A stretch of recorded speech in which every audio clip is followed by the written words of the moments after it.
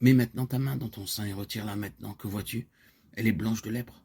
Mets encore ta main dans ton sein et sors-la. Comment est-elle désormais? Elle est propre et saine. Exode 4. Considérons cet aspect de la main. Quelle main? Cette main qui avait mis à mort l'Égyptien, cette main tachée par le sang, cette main de la force naturelle, cette main de l'autosuffisance, cette main qui représentait l'ancien Moïse et son échec, l'échec de l'énergie et de la conduite de sa propre volonté. Mais cette main à l'intérieur de ce qui est en toi même, Moïse. Vous pensez que c'est ce qui est naturel qui peut saisir la verge donnée par Dieu?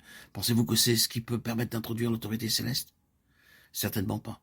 Cette main doit être nettoyée avant que vous puissiez prendre cette verge. L'intérieur doit être nettoyé, les taches doivent être enlevées. Toute cette propre énergie et cette autosuffisance doivent être retranchées. Moïse, dans ton sein et en toi-même, tu ressembles à cette main lépreuse. Est-ce que nous ne découvrons pas cela? N'est-ce pas semblable à ce qui est dans mon cœur? Comment sommes-nous? Exactement comme cela. Plus nous nous connaissons et nous voyons en nous-mêmes, et plus cela ressemble à la lèpre. Mais béni soit Dieu, il y a une purification pour Moïse. Il y avait eu un acte divin de purification. En cet instant, toute la signification de la croix, la parole de la croix prenait corps dans la vie de Moïse. Bien sûr, en type et en symbole.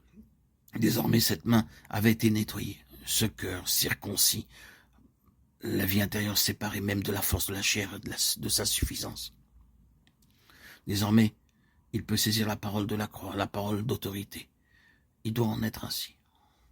Nous n'avons aucun pouvoir dans le domaine des dieux des Égyptiens, de ces forces spirituelles qui sont agissantes dans ce monde. Nous n'avons aucune autorité dans ce royaume, aucun espoir d'être tout puissant contre cette force.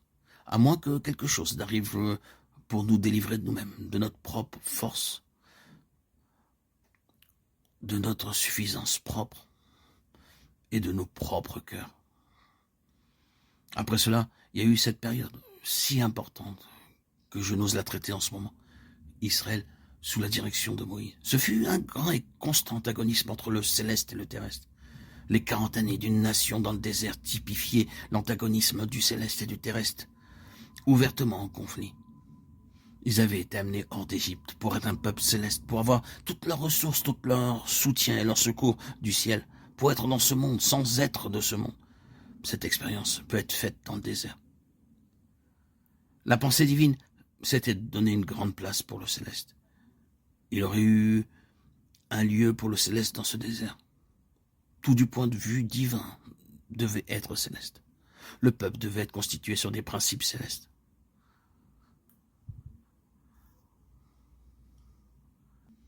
Moïse, sur la montagne, recevait ces principes célestes pour constituer cette nation. Tout procédait du ciel.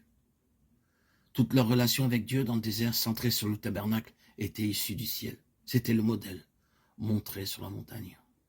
Il était céleste. Rien n'était laissé à l'appréciation de l'homme.